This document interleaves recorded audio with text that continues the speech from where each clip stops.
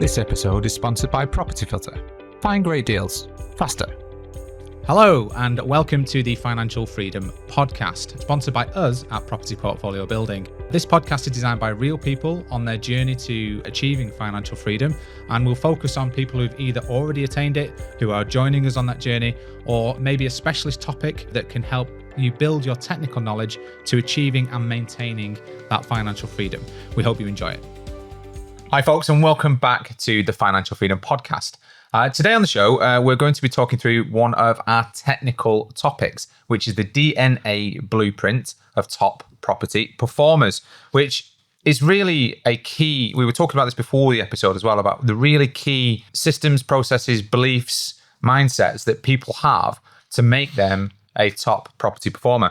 And I'm really delighted to welcome a guest. We don't often have guests on our technical episodes. Aye. But when we're talking about the DNA or a blueprint and property, there was only one guy we could really call, really, wasn't there? Which is the guy who's made the property blueprint and manages all the people who are doing all of the great deals. So welcome to the show for this episode, Guillaume Black. Thanks for Welcome along. So we'll introduce you in a minute, but just before we continue from here, just a reminder that whatever platform you're on, like, subscribe, turn notifications on to make sure you stay in touch with the podcast. It also helps us with our growth, and our subscriber growth is really important because it helps us with our sponsors and so on and so forth. And hit the bell symbol as well, because obviously you'll get the notification on every Friday when it comes on. See, we're getting there with this systems, process and technology stuff. Yeah, we're getting there. Right, so Guillaume, hi. Do you want to introduce yourself first, or do you want me to introduce you? Either way is fine. Go on, give it a go, yeah. Right, so Guillaume Black. So I've known you now for 5 years? Yeah, something like that. So pre your current business, you were still in the very early concepts. Just a property guy with a spreadsheet, getting frustrated at Rightmove and Zoopla. Something like that. Yeah. So you've built a really cool system. We first got to know each other properly when we were raising money for charity. Right, yeah. That's still probably the hardest thing I've done. Yeah. Don't do that. Where we raised about £160,000 for mental health charities, which was super cool. But everyone's favourite Frenchman, which I'll give you. You know, I won't say it's a self-proclaimed thing now. I say, yeah. Other people did say it. Other people did say it, so fair enough. Yeah, so, but, engineer by trade, structural bridges, that kind of stuff. And you've applied those principles to what is now a super cool system. Property Filter. Do you want to take it from there? Yeah, thanks. Yeah, so I think you're right on this topic, looking at the DNA, what makes success in property and things like that is very much something we've been passionate about, if not obsessed about, over the years, and as engineers, for us, it was solving our own problems to start with, the frustration of, struggling to find deals and the story, like, you go to the seminars, you buy the books and stuff, sounds great. And then you randomly scroll through Rightmove, turn up at viewings, no one wants to do a deal, and we spent a good 18 months exhausting ourselves, doing 10 viewings a week and doing all this stuff, but not quite getting where we wanted to be, So to a point where people might find themselves where their partners like, we don't do anything anymore. Is your property this all the time? When is it going to start to pay out? That sounds familiar. Right. Everyone, right? So, and then fast forward to today. So in a very, very privileged place where we serve 1,800 investors around the country. We are some of the most active, successful, and savviest investors there are, because we are doing deals all the time. We've seen more than 3,250 deals go through the platform this year alone, which is remarkable. And every year it's more, basically more growth, more people doing more deals, which again puts us in a very privileged space, because we get all the insights about what works at the cold face, really, of the deal making. With 1,800 pair of boots on the ground doing deals all the time, we know what works, the strategy, the tactics, the skills you need, but also I've seen all the mistakes, all these things. So, people come to us and they do their first deal, a deal a year, a deal a month, or a deal a week, So it really depends on the level and what people want to do. And it's I've grown addicted to the sort of impact this has had, because we hear from our members every day, because they're super thankful because they found their first deal, their third deal, or they're celebrating their 30th deal with us, which is a really, really cool thing to do. Yeah, and I have to say, I mean, we use obviously every day. You've kindly sponsored the podcast since it started, and we use Property Filter all the time. I think the really cool thing, the super cool thing that you've been super smart doing is because you're from a network background as well. That's where we knew each other from. It was the Property Entrepreneurs Network, which we've been involved with PIN before. Is that you've created not just a technology but a community, and I think that's the super smart way of doing things. So from an authority point of view, you're going to see it, aren't you? You're going to see the people who do well, and you're going to have loads of people who do nothing. Right. Yeah, absolutely. And the highest percentage I would suggest is in the do nothing bracket. So what we're going to do today is hopefully get to a position where we can say, right, this is the technology can help you, the community can help you, but this is the DNA of you as an individual, and or some of the strategies that perhaps work the best within that process. So just to kick over further to this as well. So we talked a bit about, people do a lot of courses and stuff like this. So just to make it absolutely clear to our listeners, what Guillaume's done in Property Filter is he's got all of the clever strategies that people teach in course to find great deals and made it as easy as possible and as efficient as possible to firstly find the motivated sellers before you even view, because you can see all the information, like has it come back on the market, has the price dropped, do they own it in their own name, all these sort of things. So that before you go to view it, then you go and book in the viewing, then you make an offer, and you follow, and then hopefully it gets rejected initially, is what we say in our business, and then you follow it up. Long as a follow-up. Because 40% of all deals fall through in the UK.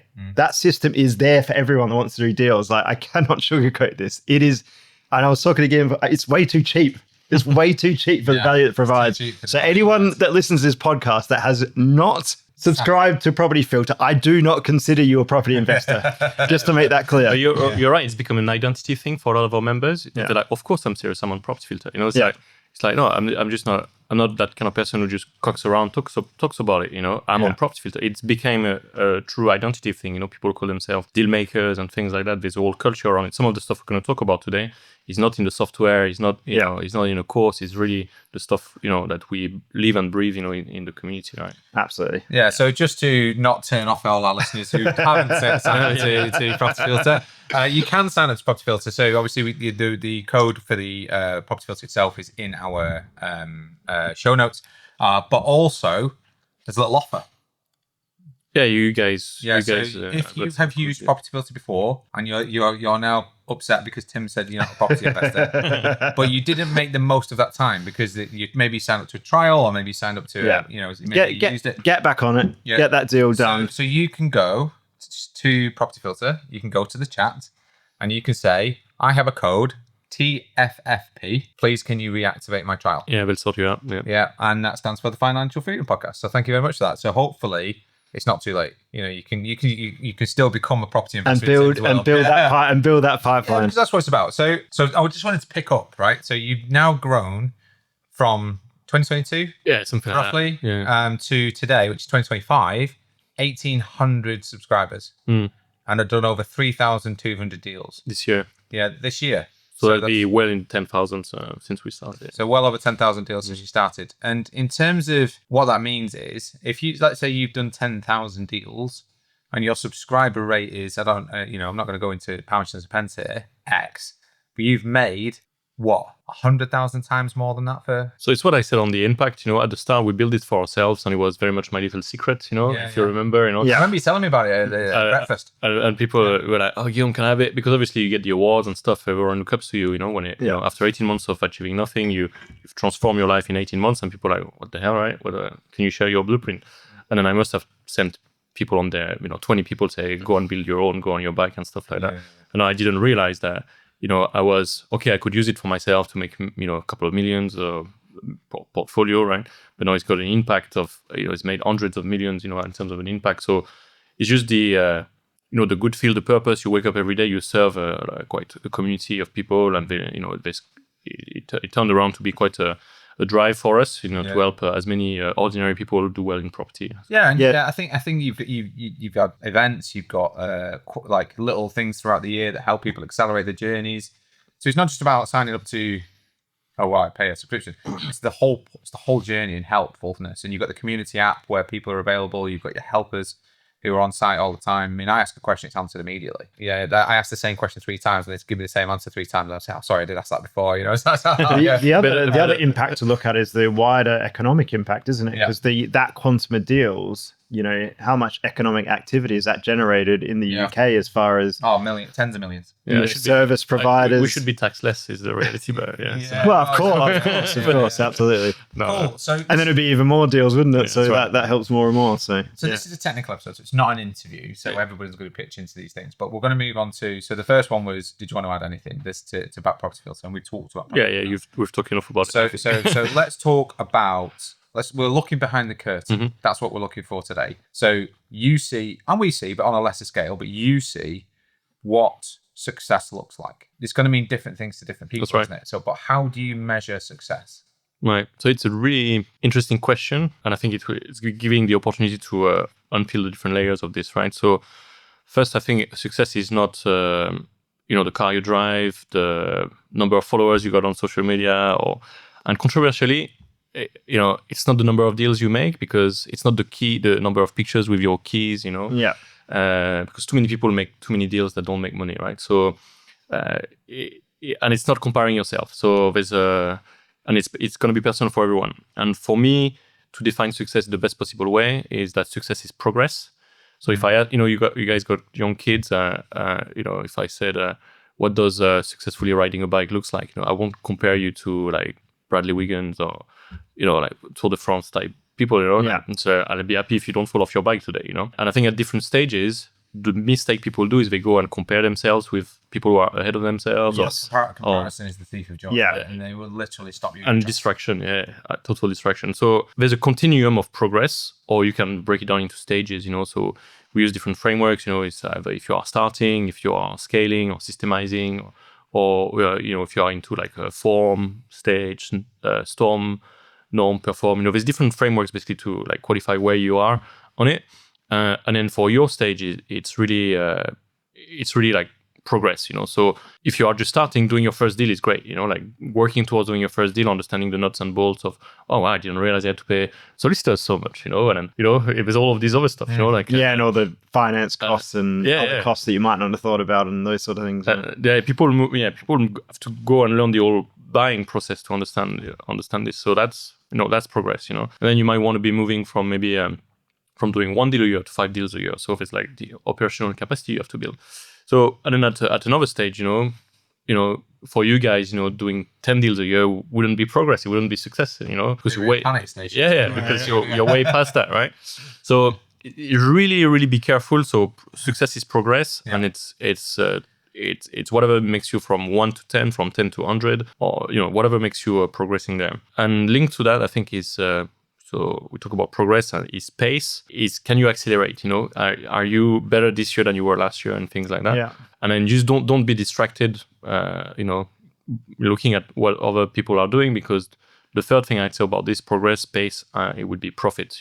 It's no point doing deals that don't make money, right? So, and too many people make too many deals that don't make money all the time.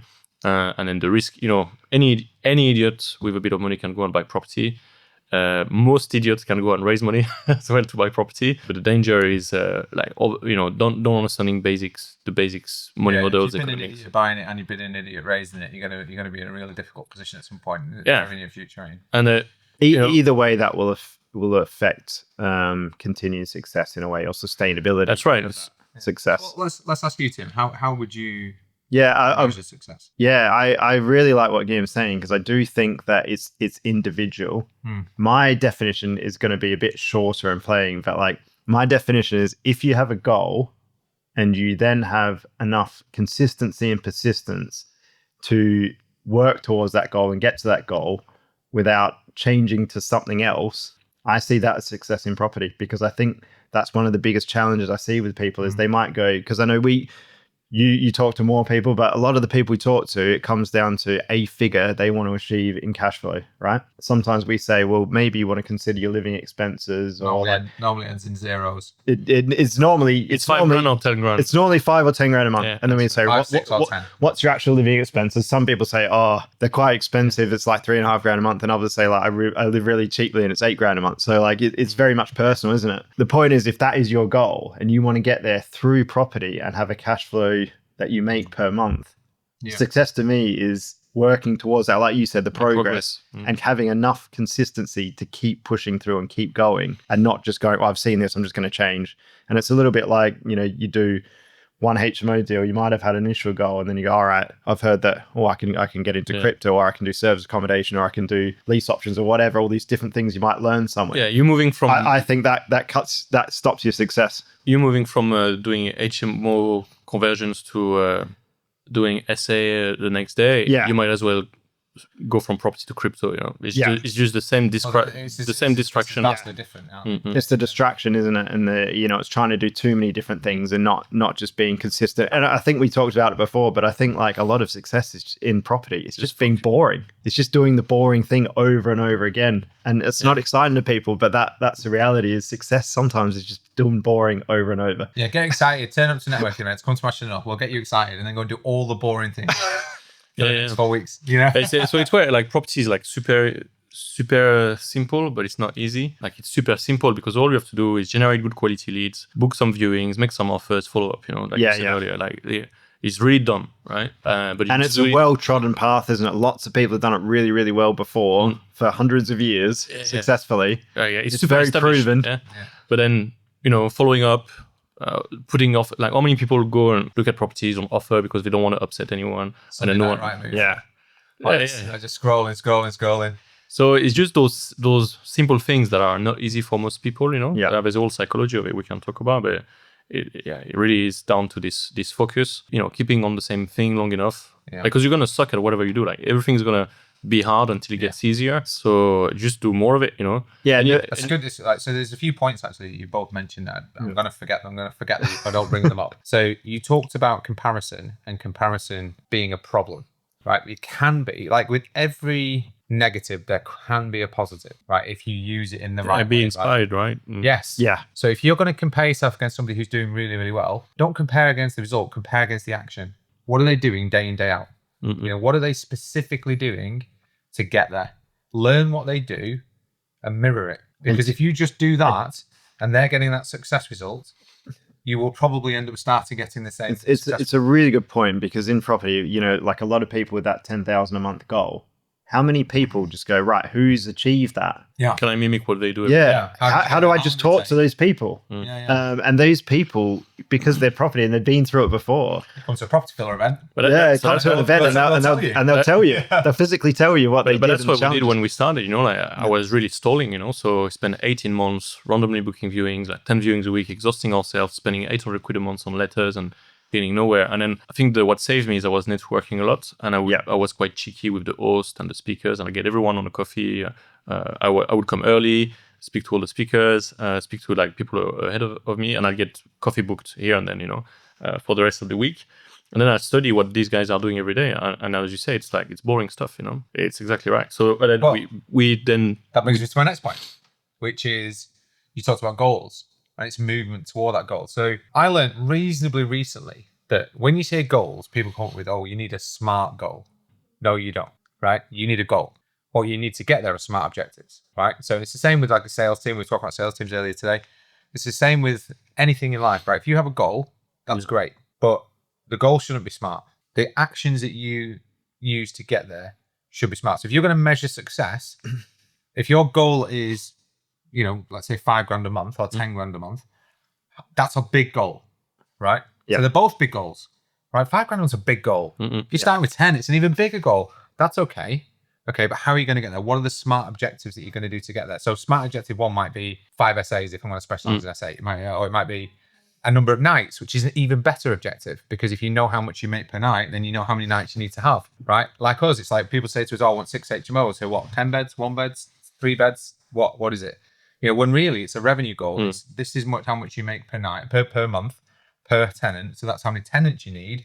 How do we get there? The other thing is how it's going to be managed, isn't it? And like how it's going to be structured in the future. Because you can get to a 10 grand goal relatively easy with HMOs. Give it back at a no grand goal. And you could be you could be self-managing and working 60, 70 hours a week. Yeah, you're trading a good job for a bad job, right? Yeah. But if you've got a system in place that can help you with your SMART objectives to get to that goal, that's really smart. Yeah. So if you learn from us how many viewings do we do to do two deals a month, as an example? So our target is two deals a month as a minimum. Ideally 3, but 2 is a minimum.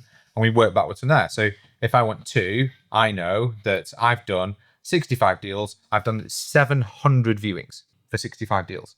So I need, for 2 deals, to be doing 20 viewings a month. So to do 20 viewings a month, I need this many leads to come in. As a minimum, yeah. This many viewings that meet our criteria. I need this many viewings booked. And if I'm below those SMART objectives, you're going to forget about my goal. Yeah. My goal's not going to be achieved. So when you want to measure success, in my mind, start by assessing what your SMART objectives are to the really small ones, which is, the things that you can just tick off that get you going and can really motivate you. Like, I'm going to sign up to, let's say, sign up to Property Filter. Let's say I'm going to then have 2 scheduled sessions on Property Filter a week. I'm on Property Filter. My objective, my output of that Property Filter is I'm going to arrange 3 viewings. If you do that, and you focus on those things, the goal is going to come. And then it's going to come. That's a good point, isn't it? Because we talk about consistency. So let's say you've got that overarching goal. You break it down, don't you? It's in it. Let's say it's a 12-month process. You can break it down quarterly. You can break it down monthly. You can break it down weekly. And then how does that break down daily? Because ultimately that's how we live, day in, day out. So, and if that just means looking at 3 to 5 core things that you need to do every day, or structure your day in a certain way to achieve that, then you just need to keep doing those things. And I think you said it really eloquently, which was, success is relevant. So like if you're starting to learn to ride a bike, it might be getting on a bike with stabilizers on. Yeah. A Tour de France person isn't thinking about stabilizers. Like you said, it's not. So you've got to be in your wheelhouse, haven't you, at the same time? And you've got to be realistic with your, what does success look like for you, and then do that. That's the whole thing. I really like that. So, and I think we've touched on I think we've started to touch on the next part and the next topic, actually. So I'm just going to put that out there. Okay, so measuring success is going to be personal. It's going to be based on the strategy that you implement. We've talked about some of the DNA, and it's, it's the boring things that just need to be done. So we're getting into the next one, but let's talk the DNA of the person that is successful.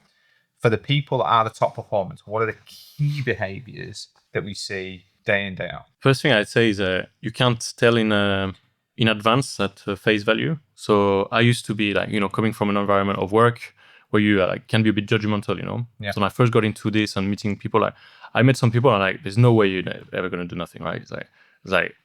You sound like an idiot. No one's going to listen to you and things like that. Yeah. And you can never tell in reality. And then next to it, you've got this person that's well-spoken, self-employed, already knows, basics of has got filing accounts with limited company, small business acumen. And you think, oh, wow, this person's got everything for themselves to go and smash it out there, But actually you can't tell, and there's no correlation between, how predisposed you think you are or people around you. I've learned to really remove all judgments from people, because really unassuming people are smashing it more than others you'd think are educated or well-spoken, etc. Because they go and do the stuff, And the number one predictor I can tell you of anyone being successful is these activities, is show me your calendar and I tell you how successful you're going to be in property, And the first really indicator is, have you time blocked some time to, work on your deal flow? And it can be half an hour every other day, right? And then you work it down to half an hour a week, even. And then are you scheduling some time to follow up, within office hours to go and follow up with agents, And then if you just do this, you are well ahead of anyone else, Because it means you set yourself for success where you got the time to do these activities that make the needle move. Because I guarantee anyone out there who thinks they're not, people come to our world, before they start, they'll try and say, oh, Guillaume, there's no deals out there, nothing stacks, there's no deal for my strategy, And then I always ask them, all right, so how many viewings have you done in the last week, the last months? It's don't tell me there's no deals out there. You've done nothing, right? Mm-hmm. And I guarantee, most people, they just don't do the stuff, And that's 80% of people call themselves investors, but they really don't do the stuff, And then if you want to measure one number, so assuming you only speak with motivated sellers, assuming you're going to follow up on every lead, if you just measure one number a week, is how many offers have you put, And if you just put one offer a week on good quality leads, and you never miss follow up on these, you're above, you're in the 99th percentile, you're in the top 1%. Yeah, you land the deal, won't you, basically? You're 4 and 5 deals a year. Yeah. This is the the simple but not easy, right? So this is like so simple. I can't make it simpler than that for you. I literally click a button, you got your 5 deals, your 5. It's a really good point, isn't it? Because like you see all the time, like the case studies, the success case studies is all about the case study. It's all about the project and the delivery and the output and the rent and that kind of stuff. None about the hard yards that got to that position. And that's the case study. We're going to talk about the case studies. In a while. Yeah, we will do. But it is those stepping stones, isn't it? If you actually wanted a case study, it would be right. How long did you spend on your strategy before you got to that position? How many people did you speak to about raising the funds? How many people how many viewings have you done before you got to this position? How many offers did you make? But also, there's this huge to follow up.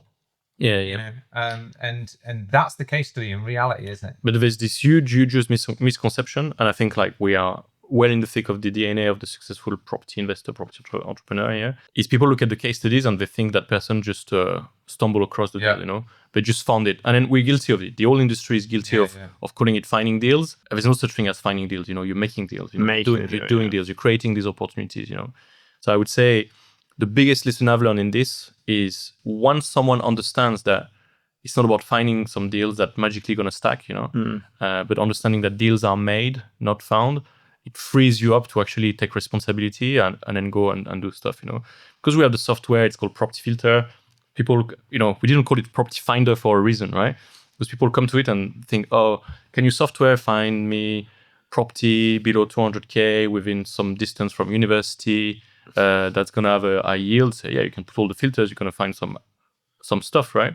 But the data is only going to give you the average performance of an area, There's no such thing as, oh, Guillaume, where's the all money out area in the country? I just want to invest in that postcode, right? So there's a lot. There's sign me up, right? Well, if you do find that, sign me up, right? Just me, you, and Tim will have a quick chat about how much money we can generate within about an hour. It doesn't exist, So you want to, the whole key of this, and this is where people free themselves from, moaning and bitching that there's no deals out there, nothing stacks, they can't find deals. The truth is they've not done nothing, right? They've not tried to create a deal, And as soon as you understand that deals are made, not found, the quicker you can go out and apply this blueprint, which we talked about, which is find motivated sellers, find people, the top 5%, the top 10% of properties out there are worth your time because they're frustrated with the sales process and all the different many reasons why people love Property Filter for finding the motivated sellers. And then having the process, we talk about pipelines in the back end to convert all these good leads into great deals, and it's just very, very, very dumb and stupid to, very, very simple to implement, right? So, and I think if you're going to look at it in a rational point of view, if you were to value your time, I know you're getting quite good at this now in terms of like how much pound, shillings, and pence your time is worth. If you think about where the application of your high value time should be, it definitely shouldn't be scrolling stuff, right? It definitely shouldn't be that. And including social media and things like that as well. So if we said like one deal, so let's say you did one deal and you made 50 grand in equity, which is more than the average salary in the UK, right? And that deal, you've done one deal in that year and you made 50 grand in equity in that year. And the cash flow forever. So let's say you made 50 grand in equity and let's say at a low end, maybe say just 6 grand cash flow, just an average deal here. We're not talking about super deals, just an average deal. So effectively, you 50 grand in 10 years' time is going to be worth 250 grand. Or maybe 150 grand, something like that. It'd be worth more, yeah. Yeah, it'd be worth more than 150 grand. And then you 6 grand times 10 is 60 grand. So you made effectively forwarded your wealth by that timeline, by that revenue. So when you engineer that backwards, if you say, right, this is my value, this is the value I'm adding, say, well, the first thing I need is to find the motivated sellers. That's what Property Filter does. It indicates where there might be key things. The next one is to then, which is all about timing, right? Property Filter is, you could just call it property timing, right? So it just tells you when to do something. It tells you this is the moment that is really, really good because you got the timing at the front end and then you follow up at the back end, which helps you, so if you're doing all of those, if you just got the front end and your back end folders, if you only did your front and back end folders really well and everything else was a bit wishy-washy, that would be enough to make it really, really, really successful as a business. If you reversed engineered that and you said, right, for that time, I had sat 50, that one deal, I had to do 20 viewings as an example. So I had to do 20 viewings myself. I then had to make, we should offer and everything. Nobody does. I should offer and everything. I made 10 offers. And after that, I've had to do follow-ups on week 2, 4, Unless 6, there's a fundamental reason when you viewed it that you couldn't work out from the desktop assessment. Yeah, that's important, maybe, like to continue your point on valuing your time. For me, if it's worth your time viewing, it's worth your time offering, Yeah. Otherwise, why did you go in the opportunity cost of you viewing this property that you're not going to offer? It's like you're playing rugby, but you never transform any try, It's like, my only point to that is sometimes we will look at the dimensions of a property. Yeah, it just doesn't and work. it works desktop, but then when we physically measure it on site, it doesn't comply with license. That's probably the only time where we get in that circumstance. For me, it should offer. Let me finish my example though before Yeah. we talk about anything further. So let's say you earn 50k in the year. Earn, right? So we're on what, $4,000 a month here, 4.3 grand a month or something like that. So you've worked 40 hours a week times 4 to get that money. Yeah. Whereas you've generated 50k in equity and 6 grand in for your next year. And that total time to do all of that is less than 1 week of that 4 grand we've made. It's less. That time of doing all those things is not 40 hours. It isn't. It might be half of that. It might be 20 hours to do the viewings and the offers and, to do the follow-ups and that kind of stuff. So the crazy thing to me is, well, why would you then not just use something that costs, in comparison to a 50 grand and 6 grand a year deal, absolutely nothing? Of course, yeah. By comparison, so, and that's a low average deal here. We're talking about just maybe a single let that, that is in a good location, a semi-detached, you got a good deal because it's a motivated seller. That's if you're then leveling up and you're making 2 grand a month, 24 grand a year in net cash flow and a 200 grand equity of that one deal, then you're in dreamland, right? There's an interesting factor on some of the insights we have on this is people think to themselves, when I'll be full-time in property, then I'll have time to do stuff, Yeah. And the thing is, the thing is, your time will expand and you'll fill it with all sorts of shit you don't need, And most of the most successful people we see on the platform, they are busy. Like, they are super busy, and therefore they value their time, and they are very, very tactical and about where they put their time, And most people out there, and it's me included, I could do 80% of what I do I shouldn't be doing, Yeah. And at every level, you fill your time with things you don't need, So it's not, if you talk about success DNA and what makes like the good investor successful, etc. Like, it's just be really purposeful about where you put your time, Yeah. So, but it's focusing again on the really critical things as well, isn't it? It's the letting the small stuff slide to make sure that the big stuff gets done sometimes, and then just forgive yourself when that small thing comes to bite you, because it's only a small thing, right? So just on this topic, so my thoughts are just cycling back a little bit. So I like the term, it's a law of attraction and action. Yeah. Because we talked about it before. You come up with this recently. You're saying it all. I heard it on a podcast somewhere. I don't know where, but I really liked it. I really liked it. It really stuck with you, doesn't it? I really like it because it's just the way I live. But anyway, so you got that vision, you got that goal, right? So that's the first point. Yeah. Then it's the action. But then were you talking about, what's required to successfully implement, right? I think there's a process. So deal finding, 100% massive process. Cycling, maybe slightly before that, you need the funds. So either you've got the funds, or you know how to raise the funds, or you're getting the funds in place. But you can do that in conjunction with the deal finding. So the big blocker, that I had years ago was like, I had a little bit of funds, found some deals, then I ran out of funds. And then my blocker, it wasn't so much finding the deal. I didn't know how to raise funds, or I didn't have the funds. So that skill set's very, very important. I think you mentioned... For me, it's more a mindset than a skill set. It's a mindset, yeah. Because definitely people come to us, because the way the system works is you generate the motivated seller leads, and then you build a pipeline. And of course, you're going to offer to 10 times more than you're going to buy, because you just want the life-changing deals, right? And people are like, am I supposed to... what if they say yes to my offers, and then I don't have the funds? It's like, the only reason you are asking me this question, literally I did like 2 weeks ago, is because you are not offering low enough. If you fear that they're going to accept it. So every offer you do should be, like straightforward, your term, my price, or my price, your term. So you should have your A/B offer between the creative, basically EDC type lease option where you don't need so much money now, versus the classic. We're reading our emails, aren't you? Guys? Maybe. So, but definitely this works, So the thing is, not only does it works, it's just what everybody does that is doing the right things. And then you can really work with the vendor, if we take just a minute or on that, So this is, you try to make the deal work, and then you convey so much certainty. People think the offer is about the number. It's got nothing to do with the number. It's about all the theater and how you convey certainty and how they trust and believe and only you can help them with their problem, Because problem solving. Because if I revert this into if we go on any house around here and we offer $1 million above the asking price, they're gonna laugh about us. It's like you're never gonna and then say, oh yeah, we're gonna buy with a mortgage $1 million above the asking price. You're never gonna get. They never believe you, right? So why would they believe you if in the opposite where you offer less? You need to convey this certainty and to a point where they only want to sell to you. So there's the whole process basically around just the way you guys portray yourselves at viewings, every communications you have with them, you are the pro, and people will want to sell their property to people they trust. They understand the sales process. They trust they have all the things in place to go and do it, and then they'll agree to sell you the deal for even if you're 20K, 50K lower than someone else because they trust it. Do you know? And it's not even necessarily. If you get because like Tim said, there's a process, right? So there's a process for finding your seller, which is your motivation in the series. It's the things that trigger you to go and see that thing in the first place. Yeah. There's the stuff that you've done before that, which is your strategy and this, giving yourself maybe the property sizes or the locations that you want, or the types of property that you want, and which is all tied up into the people that you're serving. Yeah. So who do you serve? And then you then got to run the numbers, make an offer. And the offer process is if it's really smart and you've done your A offer, B offer, like you said, and you're still going to get a no.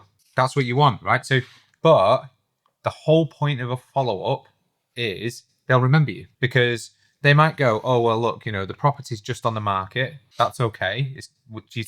Timing's off. They're not motivated yet. Yeah, so your timing's off. Or even if it's been on the market a little while, your timing's off. Their circumstance isn't ready, for them to be willing to do it. They might have had multiple offers at higher rates by people who were just playing at it. And it's that bit of that Tim said at the moment, it's like 37% of UK deals come back to market. 37%. So what you're relying upon is that at the time that happens, they think of you. Follow-up process. Well, not even think of you. They call you. Yeah. Well, no, they don't call you. You call them. Yeah. You're following up every 2 weeks. Yeah. So either they're calling you because you're in the back of their mind or front of their mind or whatever. Yeah. So you're the one who drives that activity, but because of your professionalism, because of how you put that across in the first place, that then makes the next part really easy. So we had one recently, which is an unbelievable property in on the cusp of Manchester and Salford, right in between that sort of area, right on the river. Lovely, lovely place. And they had multiple offers on this property, and it was, oh, we're going to have to do best and finals. Where that means that they got loads of people interested, and it's like, well, our best and final is the same. We're not moving on the offer. Sorry, the best and final is this. Because this is how the numbers work. And what you'll find is that due to a funding and evaluation process in this area, we've done loads of deals in and around these areas. Your funding and finance process, what's going to happen is this. And you're going to accept that other offer over there, and it's going to fall through because they can't get the mortgage. We know you have to represent the seller best, and if you get somebody with cash, you will pay that. That's the best solution. If it comes back, our offer stands, but we need a planning application, we need an EDC, and the offer at the value. When that came back to market, it was instantly accepted. It wasn't a phone call. It wasn't it was, I saw this has come back to market because it was in the follow-up folder. It went from gold to green on Property Filter. Same day. I logged onto Property Filter to sign off my second letter to the seller. So I just thought I'd log onto Property Filter, just double check the details that my offer's correct. It's like sort of checking in. And I'd seen back one day. Well, they did send a letter. I just emailed her, and it was there in the follow-up folder. So we would have been on it either that day or the next day anyway. But I just emailed the agent and said, listen, unfortunately, it looks like this has come back. I'm sure you'll agree that these are the reasons. Our offer still stands. What do you think? Yeah. We'll come back to you next day. Accepted. So it's exactly what we say. It's not about the numbers. It's about all you portray about the whole thing. And vendors, agents, they will sense all of these things. It's like the way you do one thing is the way you do everything. Yes. So people will say, "Oh, Guillaume, this direct-to-vendor functionality, it works." People don't believe at first, right? Yeah. Because people say, "Oh, I got a phone call because they said only them send them 3 letters." So vendors will sense, like if you follow up on your letters, they'll trust that you follow through on your offers. Yes. And if you follow up on your offers, they'll trust that you follow through on the whole purchase and everything. Yeah, because that is the certainty, isn't it? Why is this person taking the time to make an offer with an explanation, make an offer with valuation, follow up, continue? At that point, it's like, well, if this person's done all of that and then they So I'm starting to laugh because it sounds like someone's doing something really boring consistently, which was the early point. Yeah. Stop the podcast now. This episode is sponsored by Property Filter. Property Filter is the #1 property tool for today's property professional. It brings in all the data points and sources from all the property portals and auction sites into one convenient place. Then you have the option to overlay all the clever strategies found in the Property Filter blueprint to find motivated sellers faster. Now, we use it on a daily basis. It saves us over 80% of our time when looking for properties. And if that sounds like something that you want in your lives, please go to register.property-filter.co.uk/PPB, which is the discount code for this podcast. You will get 2 weeks free and a discount on your first month. That's it from me. Back to the podcast. Can I just cycle back just on one clear process as well that we haven't touched on here? So you talked about a bit like numbers, getting numbers right and all these sort of things. So, and you mentioned it in the podcast where I interviewed you actually. So you had a deal, right? You had a deal that you saw was a deal, but you didn't know exactly what it could be or what the numbers were. As this is paraphrasing a little bit, but so confidence in numbers is really, really important, because if it's a deal and the number you think it's a deal, but the numbers are wrong, you're in a bad place. Also, I don't know a percentage, but a huge percentage of the successful investors that I've seen do some sort of development or refurbishment. There's a small percent that do really creative things. They're doing really, really well that don't refurbish or develop. I think that's a very small percentage. And you could correct me if wrong, because I'm a developer, so I have that perspective. So smart strategies though. Yeah, there are. So I'm not discounting that, but a huge percentage of successful investors I see use development, refurbishment, all these sort of things, right? If you don't have an understanding of that aspect and you can't be confident in your numbers, how are you going to get the deal in the first place? So that is also a very key process on the back end that if you don't have nailed. And that's that deal, the first deal we did. The reason you came to me was why? Because you knew the numbers I didn't know for refurb. I didn't know how much it cost or what the process was. Yeah. The system didn't and obviously there's lots of investors that have that challenge. They go, I think it's a deal. I've got some numbers for it. I don't know if they're right. So you need to have that aspect at the back end known. So you need the team, you need confidence, or you need to be able to have that in the back end if you are going to develop or refurbish. There are resources. Obviously, we have our podcast. Guillaume's got some stuff on Property Filter which you can use to help you. It's not always going to be 100% accurate because you need to have, but that's what contingency is for, right? But I would actually argue something here. I think some of the smartest strategies involve no development. Agreed. I think the short lease strategy, if you can meet those people in that area and those short leases, the value of those properties is high enough. Correct. I don't think the short lease strategy works well in our neck of woods, to be honest with you, because it's cheap up north. But if you go to London, the number, we get members do all money out deals in London.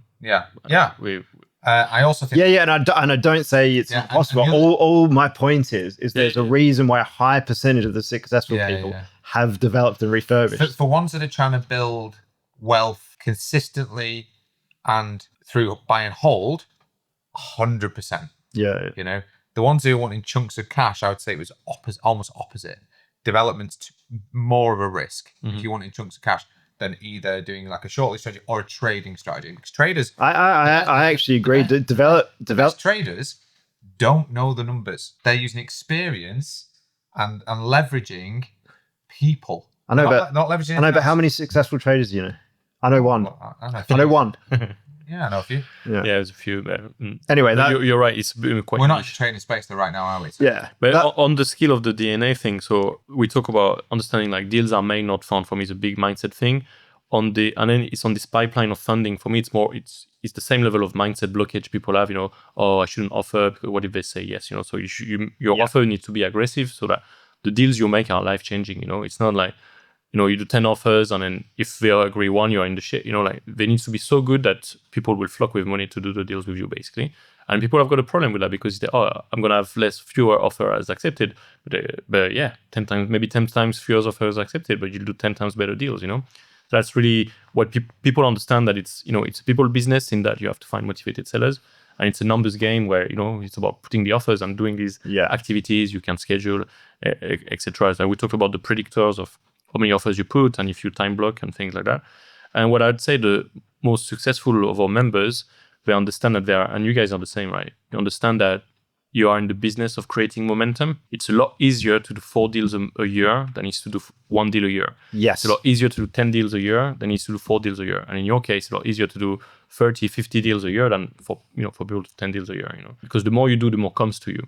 And then people will damage their momentum by starting, stopping, to go back on the metaphor of the cycling, right? So if I were to cycle from here to Birmingham and I stopped every 200 yards, I'd exhaust myself. And the more you do, the more efficient your processes become, whether it's deal sourcing, through to raising finance, through to delivery or whatever. The more you're doing it consistently, the more efficient your systems and processes can become as well. The first offer you ever make, you have to figure out how to offer it. When it's your 4th offer this week of the 10th month of the year, it's like piece, right? This is how you do offers here. And everything gets just so easy because you've done it so many times. You got more reps, and then also more activities, more agent conversations. They bring you more stuff. Vendors refer their friends and families to you. Agents call you first because you're the active. You're the big fish in the area. It's all true. You've got to do the hard yards of having you first. You've That's got to right. put yourself out there before people come to you. It's that energy that you put out. So it's creating this momentum. Like honestly, like you see the way wealth is created and wealth in properties that is on an exponential. But most people, they stay at the flat side on the start. They stay at the start, and then they start, stop over here, and they can never really make get the rewards from the compound effect. I think the start stop thing's really really interesting because it really touches on the end of this sort of like part of this conversation, which is I think the two things are that stop people is either the lack of success or the lack of success indices. So they've thought about the end goal. Yeah. They haven't thought about the smart objectives to get there and The measure their process in between, successes against those objectives. I've done 3 viewings. That is a big tick in my box. If I do 3 viewings this month, that means I've done 12 viewings. It's if I do 12 viewings a month and I make 6 offers out of those 12 viewings, then I'm going to do 2 deals this year. That's my average. So those 2 deals might both be in November and I started in January. It doesn't matter. Yeah, you treasure what you measure, right? Yeah, exactly.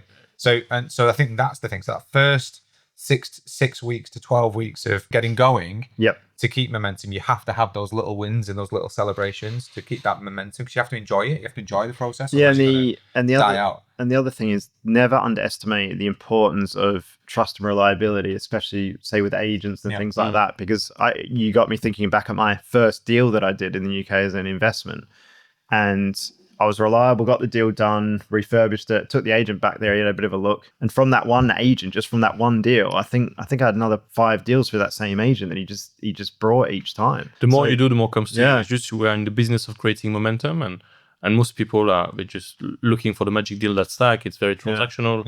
And I don't make the rules, right? It's even the old way this whole industry is taxed, etc. There's this huge wealth transfer that is going from individual owners, individual landlords to like companies and corporate structures. It's either you leave this to the big corporate structures or you create this whole process as well. Or you be a professional landlord. You have no choice. You have to be professional. Whatever you do in life, and then in this game, apart from anything else, you need to do it properly, right? You have you can't dabble into it like maybe people did 20 years ago. This is my second point. Like that's a good point, that people dabble in it when people could do 20 years ago when there was 100% mortgages. So there's still people who teach, let the property speak to you, decide on the strategy based on the property. And I'm looking at this going, maybe 20 years ago when it was much, much easier to do stuff. Today, your strategy should determine your viewings. And your focus. Yeah. But don't get me wrong, you can change strategies, but if you're flip-flopping now, before mastering strategy 1, then you're not going to do anything. So, and if your strategy, if you want to replace cash flow, like you said, which is normal, or you're aiming for that 6 grand, 10 grand a month cash flow, the fastest way to get there is through the sweat properties, the SAs, the HMOs, that type of stuff, right? That's the fastest way to get there. So if you've then decided to do that and you've niched it down and say, right, I'm going to do HMOs, and then my user for my HMO is going to be this person. So then, because that then determines the location you look at, the viewings you go and attend, all of those things. So if you've got that bit right and you're measuring your success indices from a smart objectives point of view, I don't think there's anything else you need at that point. Yeah, people overcomplicate this, like my area, my strategy. And I think it's moving into the, what does non-success looks like, but what does non-successful? Yeah, look? that's good. But we see point this to raise. all the time.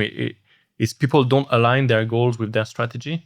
So they'll say, "Oh, I want to do HMOs, and I want to do commercial to resi, and I want to do like rent to rent." And so as soon as you got conflict, so in there'll be conflicting strategies that conflict with your goals. So you guys would have talked about this. There's only 3 ways of making money in property: is your cash flow, you cash out with like profit plays, or you build equity. So your goals, and then you can do anything, but you can't do everything. So allow yourself for the next 12, 18 months to focus on one slab, one level there, and just like nail your cash flow. If you want 10 grand a month, don't go and buy land, like don't get distracted for other things like that.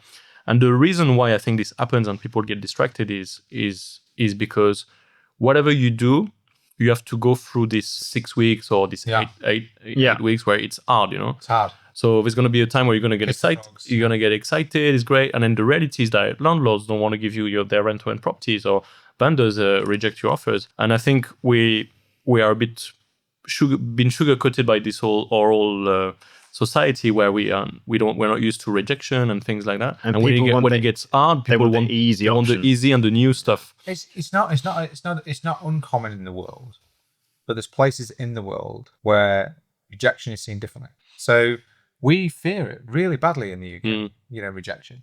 Whereas we should relish it, because no is not a no forever. It's just a no for now, in reality, But if you're measuring your objectives and your objective is to make 10 offers, get no's and follow up, if that's your objective, then it's a success. But people find it hard, it's where it's simple, but it's not easy. It's not easy for people to go through and a lot of the stuff we talk about are mindset stuff, right? So this is really one.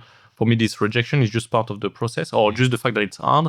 And we touched on this when we talked about learning a skill of deal making, or learning the skill of stacking deals in terms of the refurb costs and stuff like that. I see it like black and white in the communication when we run events, masterclass on different subjects and stuff like that.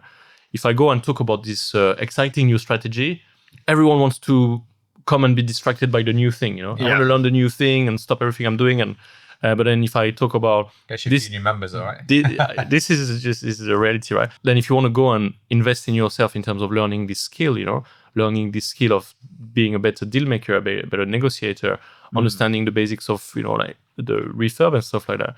It's the boring thing people are not excited about, and the problem is it becomes a curse, because they jump from one strategy to another, or one funnel to another, one course to another, because they're chasing this new strategy that is going to fix them. Whilst they focus on the strategy there, what's happening is it's like being, and they never learned like the skill of deal making. They are frustrated going to the library every day, but they don't know how to read. It's like, oh, this book thing doesn't work for me. But you've never learned how to read. Don't try to find another book. Do you think it's a bit of a resilience thing in society as well? Because like the period of time that we live in, regardless of what anyone says, is a time of abundance, isn't it? We live very comfortable. Well, most people, I should say, live very comfortable lives. The houses that we live in now and the food that we get now would have been, and it's just kings and queens of 100 years. Instant, and how quick we get stuff. Yeah, how quick we get stuff as well. And I think that's a big thing where, when I say deals are made, not found, because stop scrolling through Rightmove or Property Filter thinking you're going to find some deals that stack magically, right? Ignore the asking price, nothing stacks at asking price. Like, live with this, And I think it's just the compound effect of 20 years of Amazon, where the price is the price, you add to the card and it's delivered to your door next day. Maybe quickly check eBay, see if I can get it slightly cheaper, but I'm still going to use the buy it now function. I'm not going to go through the auction bidding process. Why would I? And so people are totally deformed by this, and they think, they want the instant thing from property, and it's just not how it works. If there's a process, it's very simple. You guys have mapped it out really well. We mapped it out in a similar way. Like, just follow this process, and then just time block, so you do it week after week. But there are always challenges, and it's just finding the solution, or having the resilience, or the consistency to push through it, basically. You can't solve all the problems, like before you start, right? So cross that bridge when you get there.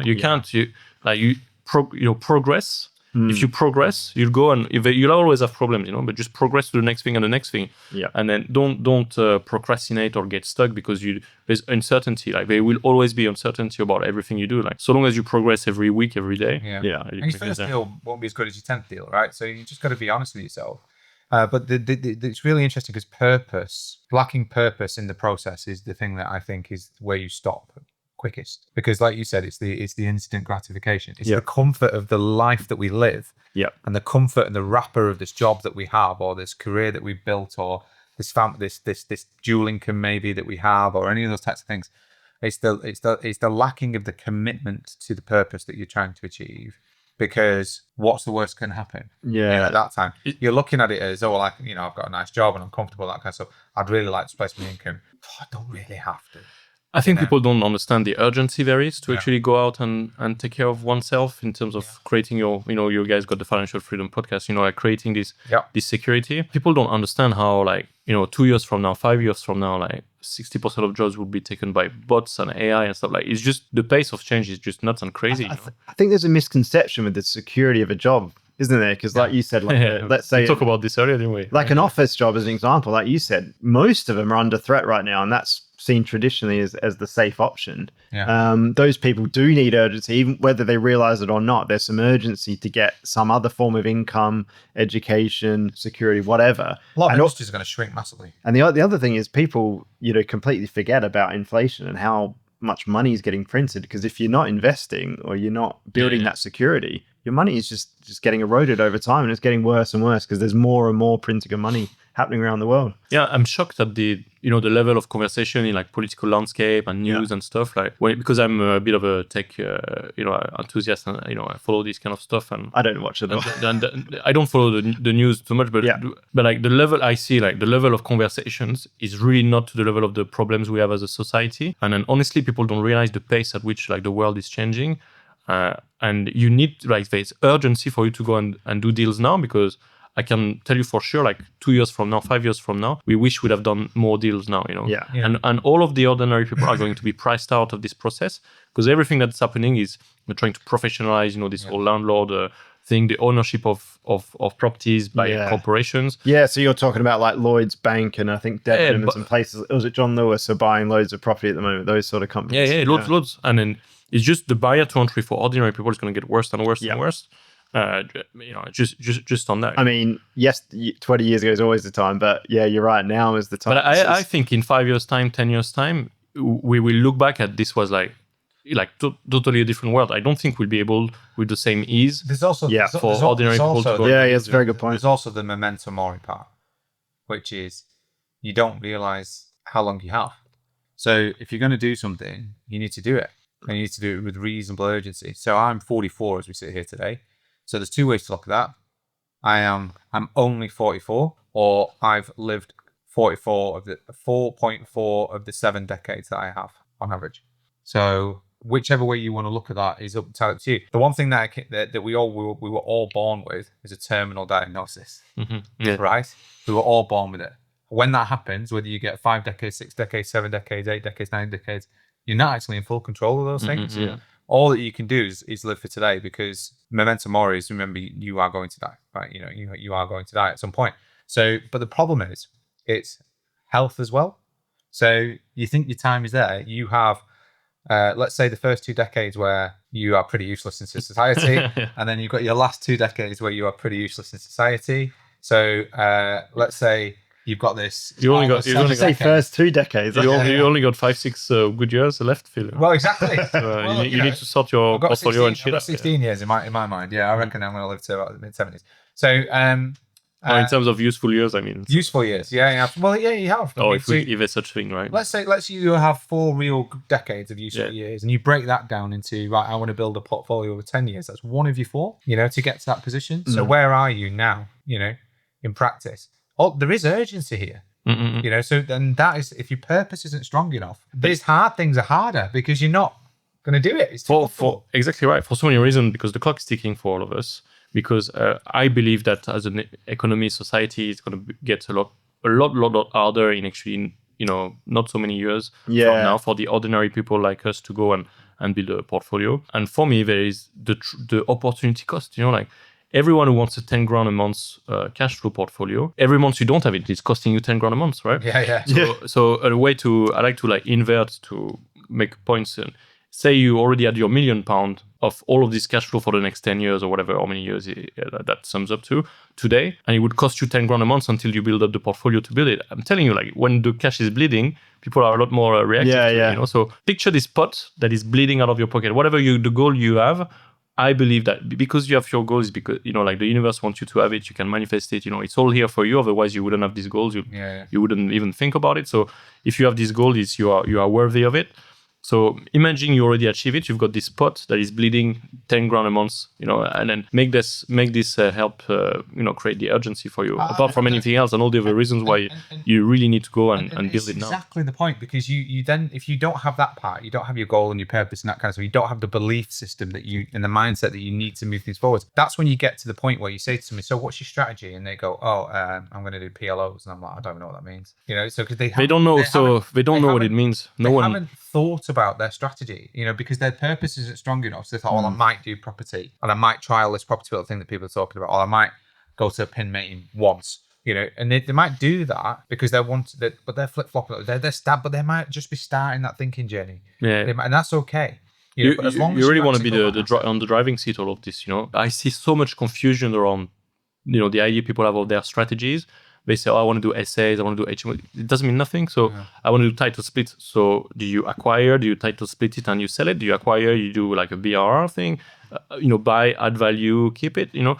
So they call the way people label strategies is just preventing them from doing nothing. The way I see it is there's an ecosystem of courses and little step-by-step things that is a string of the step-by-step of how you do HMO, BRR, you know, is a string of how you do rent-to-rent, you know? And people hop on this string, you know, and then they're very, very constrained into there. You know, they can't go out of there. And whatever they label it is just constraining to our creative and how much they can do with it. But the truth is, you know, take a bit of a step back, and the way you call strategies is preventing you from doing most things. You know, when you say I'm doing lease option, go ahead. Like, what do you mean? Like, they don't know what's going to be the plan of action. But in reality, if you deconstruct all of these things and you take a step back on, there's opportunities everywhere. There really is an acquisition strategy. So there's in one direction you've got the acquisition strategy. The other direction you've got the add value strategy. So the refurb, title split, lease extension, planning gain. You know, there's lots of ways of adding value to property. And then in the third dimension, you got your cash flow strategy, cash out strategy, or you make money from it. If it's HMO, is it your lettings, you know, short, you know, multi-let letting agency? Is it you self-manage in your, you know, HMO? Do you flip the properties, you know, as a part of the acquisition with a lease option, and you flip it so it's an assisted sale? Do you, flip it on another mechanism? Or do you make the cash flow from an HMO, SA, or LHA, or other forms of supported living or things like that? So this kind of matrix, if you like, this, like, all of a sudden you're looking at a 3D object that you can carve into whatever works, you know. So you stop trying to poke square pegs in round holes, you know. Because the biggest mistake I did when I started is I would go and view loads of properties based on the pictures, the layout. This would do a great HMO. I would project my strategy on the vendor, and then no one wanted to do a deal, you know. They had no reason to do a deal.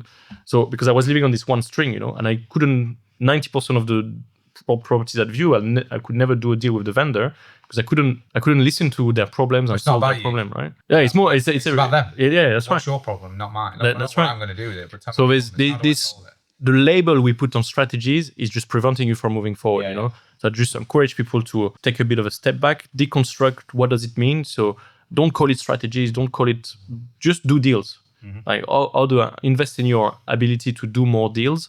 You know, like, be a good deal maker by, you know, listening to the vendor, say, oh, you're telling me this, so I've got different ways I can acquire this property or control this property. Or you're telling me this, I've got different options of how I can go and add value to that property. Or I've got different ways of making money. All of a sudden, you can pick and create something that actually works. And yes, you need to focus on one primary strategy, go into something with that purpose. But then when you have conversations with vendor, you need to monetize all the leads. You know, I think you're right in terms of, like, your strategy. You've got more than one strategy. You've got your strategy, what you're going to roll out. So first and foremost is, whom do you serve? Yeah. You know, who's going to live in your property? That's right. You know, the second one is, what does their world need? And then you start. So just on who do you serve, Guillaume? Like, where's the filter for SA on property filter? who do you fucking serve? Yeah, Where, like, is it holiday lets? Is it corporate bookings in central London? Is it 2-bed flats with 2 bathrooms? Like, who do you serve? Like, what's the SA template? There's 50 different ways of making SA work. Is it for contractors? Is it for holiday makers? Is it for people visiting families around hospitals? Like, exactly. Like, who do you serve, right? Yeah, and then you can start drilling down into the actual. But then so whom do you serve? What does their window? And then it's how you make money, right? So that's all one strategy. But you're totally right. You've then got another strategy. You've got your acquisition strategy. You've got your so that's your strategy to what you're going to do. Then your acquisition strategy, whom do you serve? Motivated sellers that have a problem selling. So it's a whole different strategy of approach, because you're not going to go in and say, oh, I'm going to use this for X, Y, and Z, because it doesn't matter. Because otherwise you're stuck. Say, oh, I can't find lease options. You know, it's like you use like one trick pony, right? You need to solve people's problems. Is really So again, whom do you serve? Well, I serve problems that have sellers that have a problem selling. What does their world need? And it's a simple, smart solution that gets them to the end goal as quickly and as efficiently as they can. So the key is just understanding the tools you can use. Because I know you mentioned lease options there. We use, we agree early exchanges, delayed completions.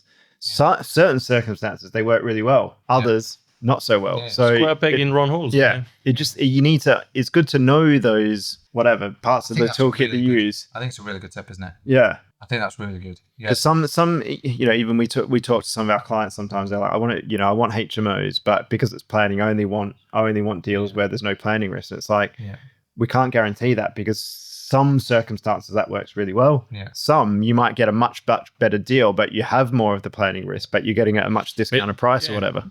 I have it in my presentation to pin, which is, this is how you decide in strategy, and it's whom do you serve? 5 questions: whom do you serve? What does everyone need? How do you make money? What are you good at and what do you enjoy? Answer those, and then worry about the next part. And then the next part is, right, once you answer those, here's a bunch of property types.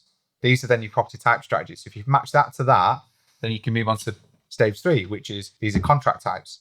And also, like, what's your goal in the next 6-12 months? Are you here to build some cash flow? Are you here to grow your pot? That's earlier. That's your purpose point. So your cash flow, profit, or asset. Like you talked about earlier. Right, so you're building equity or profit.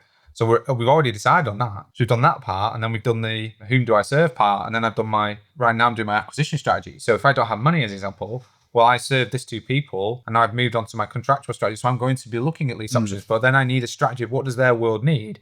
Well, they don't need educating in lease options. What they need is a very simple communication tool that solves their problem. These are the indices that I can see that solves their problem. Yeah. How about I rent it off you for now? And we agree the price. I'm going to do some stuff to the property, but because it's a lease to me, you don't have to worry about things like maintenance and stuff like that. Does that solve your problem, Mr. Seller? For now, and then I'll buy it off you at in a year's time, 2 years time, whatever it is, right? So it's then that strategy is how you're going to verbalize those things. Yeah, it's the communication to that vendor, isn't it? Though? Yeah. I think that's really important. I think that's a really good thing. If you were to frame, if I was to look at the people that I know that are doing really well, they do those 3 things. Really well. So me, I was surprised, because when I first encountered people who are like doing like amazing stuff, and I was like, so what's your strategy? And I was like, oh, well, we just do deals. So what do you mean you do deals? Oh, we speak with people with property problems and we solve them, and then we do deals. So you're telling me you're not following this step-by-step rent-to-rent blueprint from Johnny Course down the Facebook ad thing, or you're not following that other thing, that framework over there. So these are all like silver bullets that are sold to us or distracting us. But then the reality, the people who go the mile in this game, they invested in their deal-making ability over obsessing about labels for strategies. I think when you're starting out, I think you have to pick your battles, right? In terms of so if you have no money to do deals and you just you then need to raise money, or you need to do something like a lease option strategy, so that's the only way to move forwards, right? So you are limited that way. But when you start doing lots of deals, you start generating cash, then your armory opens up. And I think it's reviewing that. So it's interesting on the thing of not having money when you start and things like that. There's all these entry strategies that are sold like easy because you don't need money to do like sourcing or to do like rent to rent. And then the reality is, what no one tells you is you need to create a business. Yeah, so you need to create it's business acumen. Any idiot with a bit of money can go and buy a property, put a tenant in it, and somehow do okay, right? It's very forgiving, But those entry level strategies, you need business acumen, like proper skills, understanding sales, marketing, operations, finance and stuff like that, and understanding commercial balance. So you scale in a clever way, and then your metrics at this level is not how many deals have I sourced or how many deals have I got on rent to rent, the metric is like it's all financial commercial balance. It's how many profit rents. Because the problem is you are sold the idea that you're 2 rent-to-rent deals away from sitting on the beach, and because it's passive income, like it's really not. It's definitely not. It really is not. So 2 rent-to-rent deals from becoming maybe a full-time property person. But then you trade potentially a good job for a bad one, Yeah. Really, there's only value in this if you scale the operation where you get you get 10 units, so you can hire a part-time property manager, exactly. and then therefore you don't have to change the toilet rolls and the shit like that, So it's understanding you're this. creating a lettings business. Or Yeah, that's right. Creating the letting business, and then your rent-to-rent is just one of the offers. It's maybe a downsell or an upsell. If you look at offers, like with rent-to-rent and stuff like that, I've got properties I've given to management, but all my properties are managed, right? So all the HMOs are managed by letting agents, and then some of them I've turned into SAs, and then I've got a management company who takes a cut, right? People come to me with rent-to-rent. I get the letters, right, every day, right? So the landlord letters.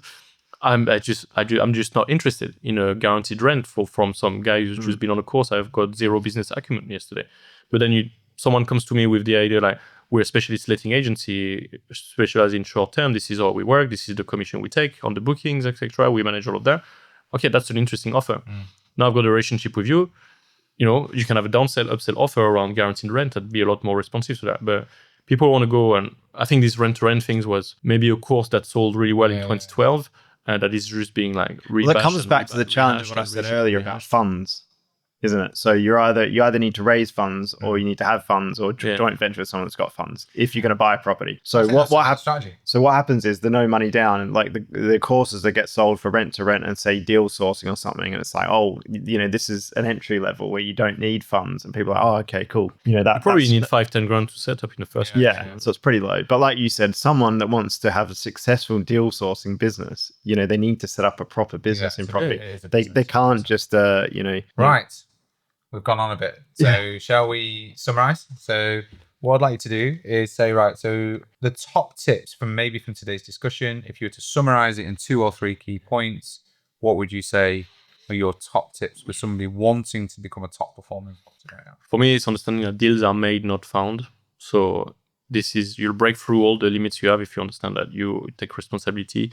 Deals are made, not found. It's all about finding motivated sellers and turning all these, good quality motivated seller leads into great deals. Having this process to turn it there. Every success you want in property will be downstream from your skill and ability to do deals. So don't be distracted by strategies, and finding the next silver bullet. Invest in your ability to do deals. And a lot of it is doing the stuff, it's doing more viewings, more offers, and then you get more, with the reps, you get more, everything will get easier and easier.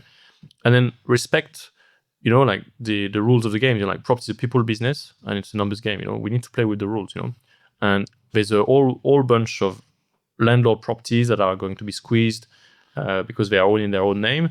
You get to play different rules than they are because you can buy in companies and incorporate and don't pay so much tax. So there's a huge opportunity there, So property is a people business and it's a numbers game. So find the motivated sellers, solve a problem. You become valuable to the marketplace by solving problems to vendors, and then your deals will be in the follow-up, So if you only do one thing, is for everything you view, offer as much as you can, and then follow up on everything. Like you'll be in the top 1% of people out there. It's just as simple as it is. Lovely. Tim?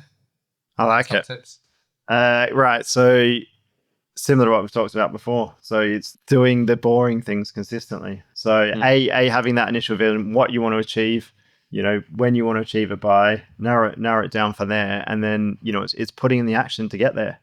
That's all it really comes down to. Doing it consistently. It might be boring. Like you said, it's like, it's doing the viewings, it's putting the offers in, it's doing the follow-ups. To some people that's boring doing that day in, day out. Just time block twice a week, time block it, and what that does is by doing those boring things, it frees up your life to do the exciting things basically, or live your life on your terms. So I just think that's really, really important. But I do think it's also that overall process as well. So deal making is super, super important. Getting the funds in place is super, super important. And then it's like, the numbers and the next section after that is what you're doing is to making that thing, having that nailed or working with people that know that process as well. So you can get there and it becomes a consistent process at that point, and then refine it, make it, systemize it yourself, make it better and better over time. And you just keep getting results. Just on the point on the deal maker is, for me, we're leaving so much money on the table all the time. So because we call ourselves sourcers or we call ourselves investors, I'm an investor, therefore I can only buy what I can afford. I'm a sourcer, therefore I can only sell stuff where I've got an investor lined up for. But in reality, if you sit in the middle here, being this deal maker, doing lots of deals, you can monetize 10 times more of the stuff you buy because you can pass this opportunity there to solve that vendor's problem to your agent friend over there who will love you for bringing you a new instruction, give you a kickback.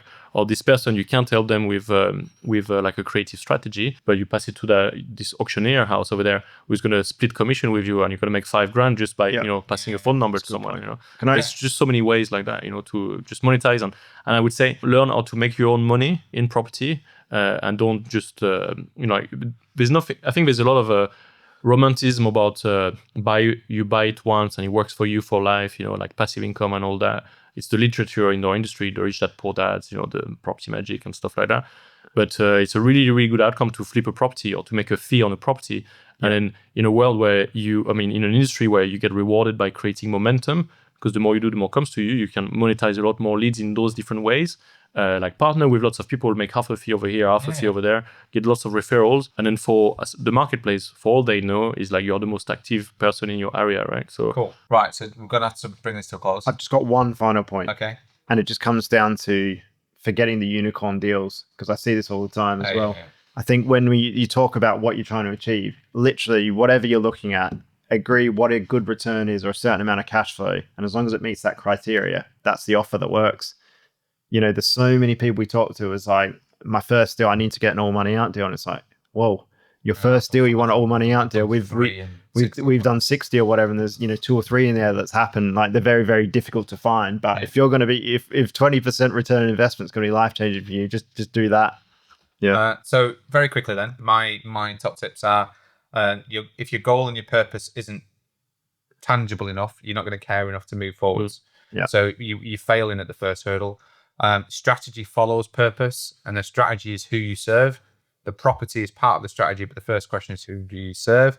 And then the next part is once you know your purpose, your goal, and your strategy, it's the system and the hard yards and the sweat equity that you put in and the consistency of that for smart objectives that will get you to your goal. And if you do those 3 things, then that's it. You're going to be very, very successful for me in property. Yeah, cool. Absolutely. Great discussion. Honestly, it's your competition is so bad. It's so easy to make it to the top 1% of people. True. Yeah, very Just follow this stuff we talked about today. Like, honestly, you make it to the top 1% of people out there. Lovely. Well, we could talk all day on it, right? Because it's good and the bad and the frustrations of the industry, right? So, but thank you very much, Guillaume. Thanks for coming in. Thanks for coming in. Hopefully, we've given you some really good top tips on what the DNA of a top, the DNA blueprint of a top performing property person looks like. Can you do that? Well, I guess that comes down to whether or not you've listened to the podcast, whether or not you've signed up to Property Filter, whether or not you've hit the notifications button for all the updates, and whether or not you just follow the process. Trust the process, get out there and do it, and hopefully we'll see you on the circuit. So until the next time, thanks very much. Till the next one. Bye for now. Bye, mate. Bye. Cheers. Thank you once again for joining us on the Financial Freedom Podcast, sponsored by us at Property Portfolio Building. If you want to get in touch with us about today's podcast or any of the learning topics that we've gone through today, you can email us at podcast@invest-prop.co.uk or get in touch with us with whichever your social media platform of choice is. If you think you would add value to us as a guest on this podcast, you can please get in touch and let us know what you would be able to talk to us about.